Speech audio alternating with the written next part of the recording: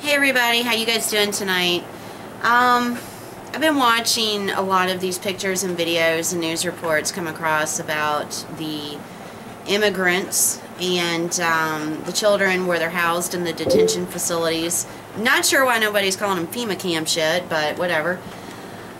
The facilities, the detention areas that they're being kept at, reportedly are infested with lice, of course, tuberculosis, other things like that. But what I wanted to what came to my mind was thinking about with prepping, looking at these children is a very good reminder. If the power would go out and running water would stop and hot water would stop and life changed and we were in closed quarters with large groups of people, what happens? Humans are a very, very dirty animal. We don't lick ourselves, okay? You know, you think about chimpanzees, for example. They pick the lice off of each other. Dogs lick their own butt. We don't do those things. So if you were in a situation where you could not get down to the pharmacy to buy some medicated shampoo and you had several people there and there was an outbreak of lice, what would you do? Well, one prepping item that I would suggest is olive oil.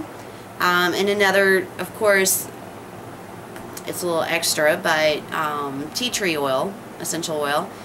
But even if it's just olive oil alone, so based on what I've researched after a couple of friends brought it to my attention about that, which I kind of knew because I had a dog that used to get fleas and I would coat her in olive oil and get rid of them.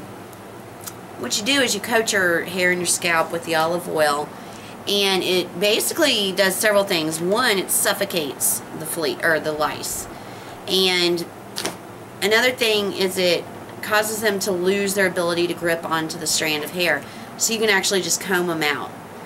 And in the meantime, they'll be dying and or dead as you comb them out because of being suffocated. So, you know, is it the perfect answer? Because then you're going to have extremely oily hair.